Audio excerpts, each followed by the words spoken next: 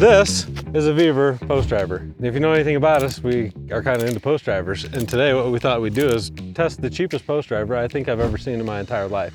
I don't even know how they're chewing these parts up and spitting them out at any kind of child labor rate. But somehow they're making this for about $281, which is what I paid for it. We're gonna see how that compares to our Rhino Multi-Pro professional grade. Now this has got a couple things that this doesn't have, but let's see what this thing has and what we're getting for $281 versus the $3,400 that a setup like this is gonna cost you for professional grade. Now what I'm really excited about here is because we get a lot of people asking us how they can do the no-dig system, but they can't afford for one project to spend this kind of money. This may be a very viable option, which makes me very excited. The first thing we see in the box is we've got a couple collar adapters. It's a little different setup than I'm used to. So weighing at about 45 pounds, according to their specs, is this, and it does have the 4-stroke engine on it. Now, I don't think this is a true Honda 4-stroke engine. I believe this is Chinese something or other. It looks very, very similar to the 4-stroke engine that we have on this, which is going to be the Honda GX35. About the same CCs on this, just a little different color, and really looking very, very, very similar. I mean, I'm even looking at the cowling and everything, the 4-stroke, the parts and everything still probably work just the way that they've run the hoses down into the tank, the positioning of the choke. A lot of similarities here as far as the engine goes. I don't know what this looks like inside. Here in a little bit, we'll tear it apart and see what that looks like. Looks like these are the collars that thread on here. So I can thread these on. That's a collar for maybe an 1 7/8 post or a 2-inch post. And hopefully this is the bigger one that we can get on 2 3/8 and maybe up to 2 7/8. We'll see here in just a second. But these just thread right on. I don't know if they put any oil in these. Nope, this one's got oil in it. We're good to go. I think. Thought there was oil in it. Nope. I was about ready to run this thing without oil. That would have been funny, wouldn't it? There goes $281. Man, if you want a good gas can, this is like my favorite gas can ever. I don't know, we get them at like Ace, or I bought them online. But it literally is one of the nicest ways to fill things up. I can go fast, I can go slow. Yeah, this is just really nice. Looks like we have some of the same functionality. So to start these, Dan struggles starting these things. Hey, I left it outside. Get away from me. We want to prime it. We'll just pump that thing up. We're gonna flip that up because that's our choke. Now the thing that everybody always forgets is right down here. They like to leave the stop on. So this is really critical. And I know Hacksman also struggled with this.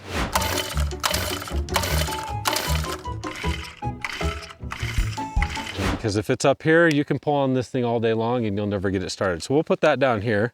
I don't know if we have enough oil. We're gonna see. You can tell it's not a Honda. Oh, this thing's gonna make such a liar out of me. Yeah, stop is up. That's stop. Oh, this is like a throttle setting. So I can go more throttle, less throttle. Well, that's interesting.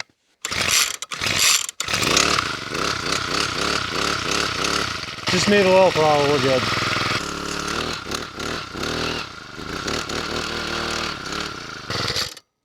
I'm gonna say the casting here, just looking at it, the casting is not near as well built. I think that this is gonna probably struggle. I do wanna open this up when we get done at the end and just kind of see what they're using for a piston to basically cycle that hammer or that anvil up and down. Right out of the gate, we don't get the extended handles like we have with that. So when we get on really tall posts, we will need a ladder. But being a residential grade, I don't think people are probably gonna be too opposed to that. And it can go to, yeah, it'll do 2.5. So that's very similar to this. That's all we can get on here. We could probably adapt this and maybe get it on one of our channel posts. We could make some cuts on it and maybe we could make a thread-on adapter that would work with this for doing the channel posts, like our Trident wood post replacements. And if you guys are interested in something like that, definitely drop us a comment down below. We've got some great people here in the shop that can make that and make it so that you guys could buy these very effectively and then buy an adapter to go on your channel post for your wood fences. So that would be super exciting to me. Oh, you got some oil, good job. I don't know how much that would need, but probably not all of it. If you overfill these, that is also a problem. You will ruin things just as much as if you underfill them. Feels like we're doing some science here today. This would be a great driver for the people trying to do the no-dig aluminum system. And if you don't know what I'm talking about, check out this video right over here for no-dig aluminum. This would probably be really, really good as long as you don't have super solid ground, but we're about ready to find out just how good this works. And I thought today, and rather than just start out with like the things we do every day, let's start out, they advertise this as a T-post driver. Let's start out seeing if it'll drive a T-post, at least down to the flange. We'll amp it up from there. How about that? Why'd you get such tall T-posts? I wanted a short one. That one's huge. Okay, I'll just stand on the truck. If we're gonna do T-posts, so I'm gonna put on the smaller collar. So we'll try this one. The nice thing is, it look like these are pipe threads, so I think you could probably make quite a few different little styles for this. I did get it started. I gave him a lesson on how to start it since you struggle with that. You and Hacked, man, so.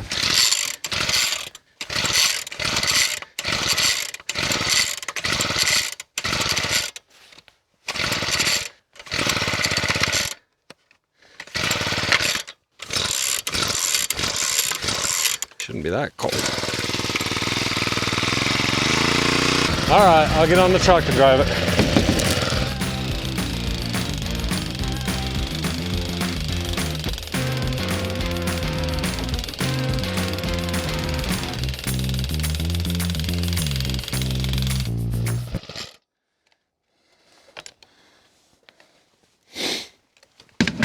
Dude, I don't know.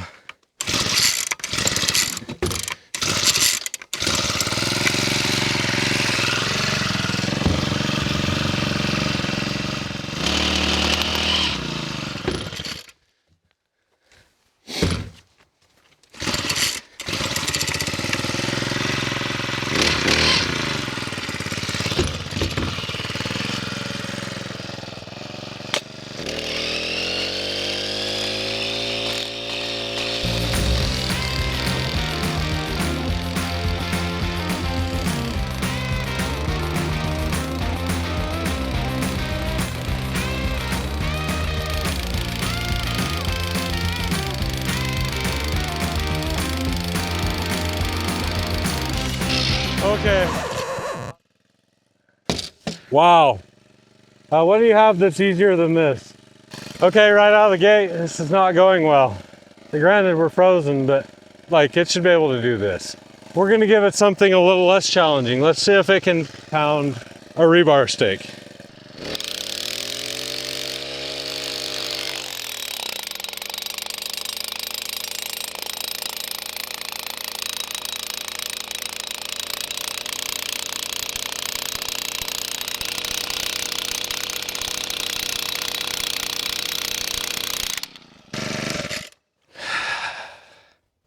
Well, you ready to try a post? Not really. Yeah, out of curiosity, just for my own satisfaction, can we see if the Rhino will do this? I feel like it will.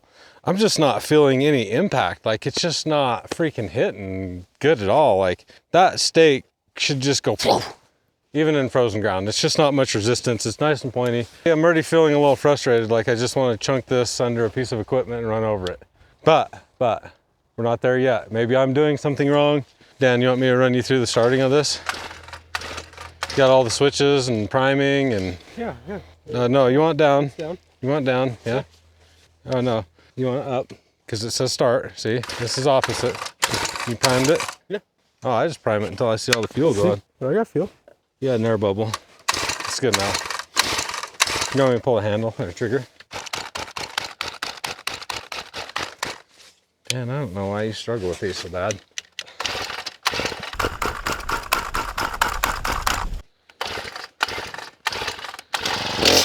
Oh, it was down.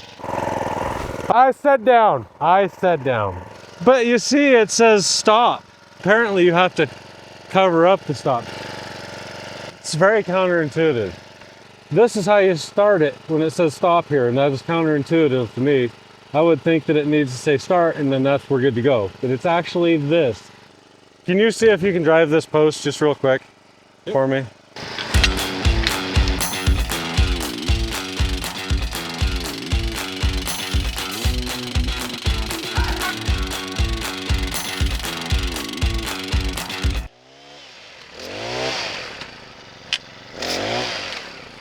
Here you go. All right.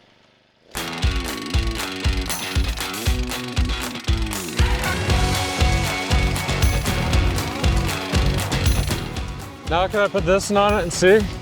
Maybe now that it's stuck it'll go. I just don't know what it's gonna take to get this thing to work.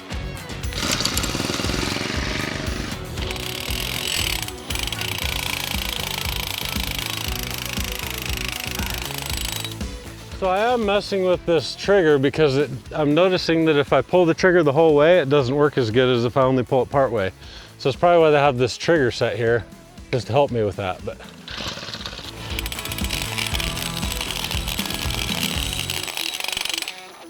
okay, so my next idea is to go right over here into the field that has been plowed recently-ish and just see what it can do, because this ground should be a lot looser. I mean, we can barely even get that thing down. We're gonna go ahead and cut a post off, not for any other reason than to make it shorter so I don't have to be on top of a truck.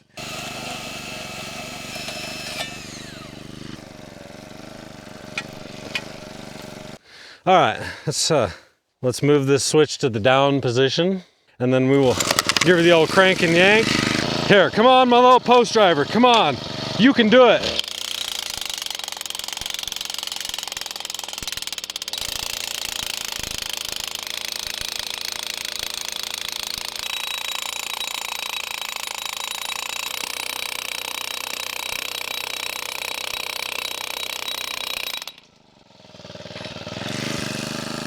It did it. It did it. Can you believe it? It actually did it. Should we try it again over here? Maybe we just had to break it in, like the motor's picking up more power. I don't know. Let's just go see. You know what I like to do while I watch Dan work? I like to have a little coffee. And that's something that we have now done, is because we realize there's people that watch this channel. They don't even care about fencing. They're just watching for entertainment. And they'd like to still support us. And if you're one of those people, we've got something for you now. We've got a really nice Wyoming roasted corner post coffee company from right here in Wyoming. Obviously not the beans, just the roasting's done here, but they blend it specifically for us. And we've got 4 different flavors. What are you drinking, Dan? I'm drinking some Driving It Deep. Man, I'm hammered down because I like my coffee strong. But we've got some other blends here for you if you're just interested in some good solid coffee. We've got the Overtime, which is a medium blend. We've got Hammer Down, which is the dark roast. We've got a Diggin' It, which is another medium blend. And then if you're just into something a little bit lighter, we've got Driving It Deep.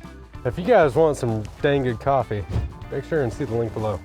Keeping me warm on a frightful winter day. Let's get back to it though. Come on, go my little post driver.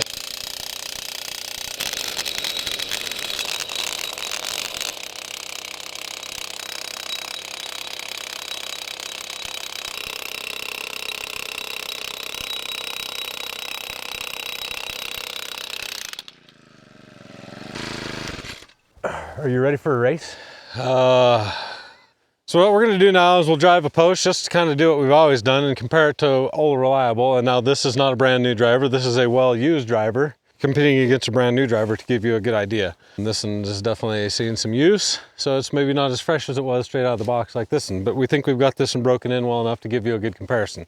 Depending on how this turns out, maybe we'll drive a 2 3/8 post, or maybe this can't drive it and we'll show you what the Rhino can do. And that's really where you're going to see the big difference. It's basically consumer grade, and it's to do very light duty work in very good conditions. As you can see, we're in a field is where we first got it. We're in frozen ground, so it can do some challenging stuff. But if you have any rock underneath there, like if we got down to the rock layer underneath this, I just don't expect that it would do well. Let's see what this does. We'll do a drive off here and just go for broke.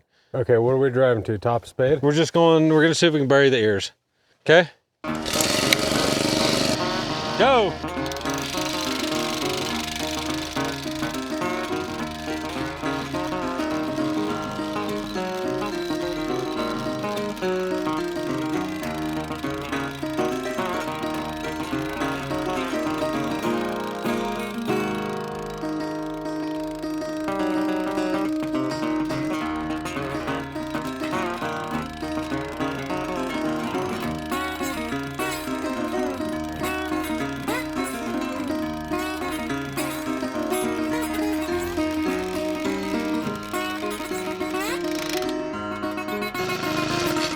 It did it.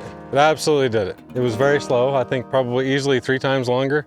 And I had to work a lot harder at it. This cup is not very deep. I would like a deeper cup to just keep it balanced more on the post, or maybe one that was more properly sized. But as you can see, we're using a pretty small anvil compared to the anvil on this one that's the entire size of that. So this anvil is only maybe a little less than 2 inches. That one's almost 2.5 inches. This is just a lot bigger anvil. Dan, do you think it's worth trying to drive a 2 3/8 post with this? So this is interesting, I just noticed, but they have a built-in drive cap here. They have a bigger anvil inside this cap. And the reason that they did that drive cap inside there is because this is smaller than the inner diameter of this pipe. So if you were trying to drive it, it would not. So they put a drive cap inside here to make sure we have a solid surface to hit against. Now, I really don't have high hopes for driving this, but we're gonna go ahead and try. And then we'll also run the Rhino at the same time so you can see the difference in kind of the power and understand a little bit better the power difference between the two drivers. They're essentially running the same exact motor, probably the same RPMs, just different hammer setups, and that can make all the difference in the world. You ready? And go!